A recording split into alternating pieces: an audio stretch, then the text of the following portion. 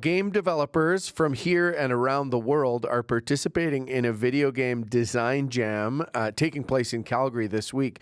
The goal is to design games using a computer-brain interface for kids with complex needs. This will be the fourth time Eli Kinney-Lang has run the jam. He's an assistant professor in biomedical engineering at the University of Calgary.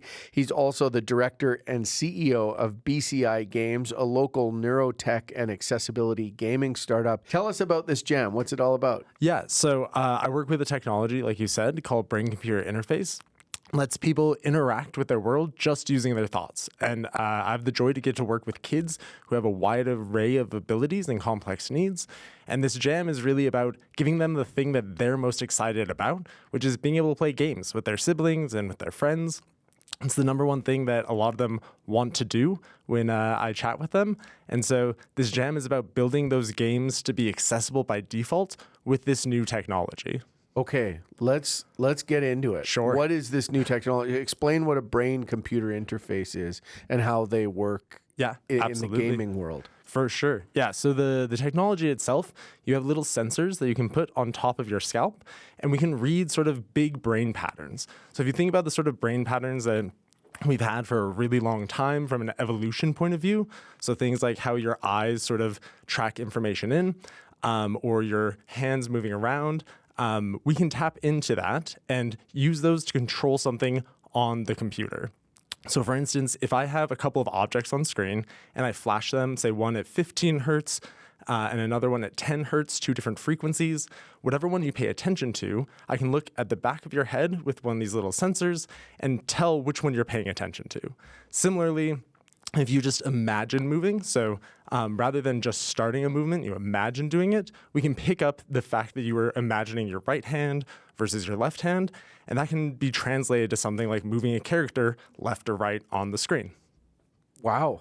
Yeah, it's a lot of fun. Yeah, technology is an incredible place for stuff like this. So then what does that look like in a game context? What kind of games are you trying to develop? So just like anyone might have their favorite author or their favorite movie, we try and be quite open about what the games are out there, because a lot of the kids that we have wildly different sort of desires and interests, right? So we've had everything from sort of typical Mario-like games where you have people jumping over little platforms to things like an art painting game where you bounced a little pinball around and it created colors on a inkscape space, which was great. So we try and let developers be creative and bring in the kids and the families to talk to them about what they're interested in. So we get a lot of games about space. We have a lot of kids who are really into space.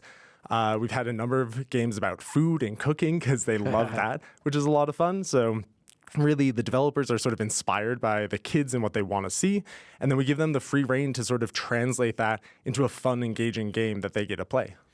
Okay, so let's hang on that for a minute. Like the kids that bring in their, a range of abilities and gifts and complex needs, so they contribute some ideas for sure. How also do they contribute kind of like their limitations and their gifts to kind of an outcome that is one of these games or interfaces? Yeah, so for the competition itself, we have prizes, and they're awarded from input from these kids as judges. So when the competition wraps up, we get kids to come in and test out these games, play them, and say what they loved. As someone who's built these for kids before, the best part is you work on something, you're like, oh, this is going to be great. And then they say, I hate it. This is not what I like at all. But then they tell you the truth. Oh, absolutely. Yeah. That's the best part about working with kids, is they're very direct with you. But we've had these kids be judges every time that we run this jam, and it's great. So we get to create these new games, and they get to say what they want to keep playing. And then when the jam is over, we actually give them to all of our partners who work with this technology, both here in Calgary, at the Alberta Children's Hospital, as well as across Canada and around the world. So they're open and free so that these kids anywhere can sort of play them and enjoy them. Oh, so you give the games away at the end to Absolutely. institutions and people that will use them. Yeah, exactly. And this is your fourth year doing this? Yeah. So started it in 2019. And then 2020, something happened. I don't know if you remember. Yeah, I recall. But then 2021 and 2022 had some more ones that I ran. And then I had my youngest daughter in 2023. And so I've gotten back now to being ready to run this again, which is great. Oh, that's cool. So do you know off the top of your head how many games have been created? Yeah, so we've had around 40 game submissions that have been created over the years. And again, these are available that we send to partners all over the world. Take us into one of the games that's been created that's kind of really resonated or had that success of people wanting to access it. Sure. So there was a game in 2019 from the very first game jam that was made called Sumo Boodle. This is by Alex Hodge in Toronto and the Pearl Lab out there. And essentially, it's kind of like as you imagine, a sumo fighting game from the top down with these cute little characters that bump into each other, try and push the other person out of the ring. And this was a multiplayer game. And so a lot of our kids really resonated with it because they were able to play with their siblings.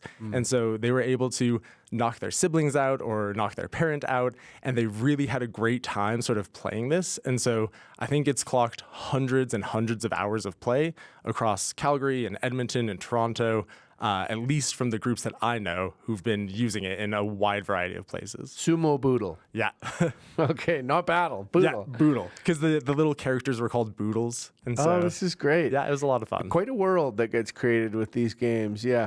So I want to go out on this. Like, where is this technology going? Yeah, it's a great question. I mean, it's already at an incredible place, obviously, and I'm learning about it this morning. Yeah. But you're immersed in it. Where do you think this is going? Yeah, so it's growing rapidly and it's growing very quickly. There's a huge consumer market for it that's coming up, which is amazing. So I think it's really a new way for people to interact with the world. And so things are getting cheaper, these devices. It's a lot like VR in the 80s in some ways. It's a bit clunky right now, but you can see sort of this trajectory of where it's headed. And in 10, 15 years, you might have these really sleek devices that you could use daily and help you interact with the world in new ways. Yeah, it's interesting. We only have a few seconds, but like since 2019, when you did this the first time, how would you quantify or observe how the technology has advanced? Oh, it's grown significantly. So we have a lot smoother headsets that we can put on. We have an augmented reality one that's mixed with the ability to read the brain signals. So we have a lot of growth even just in the last 5 years.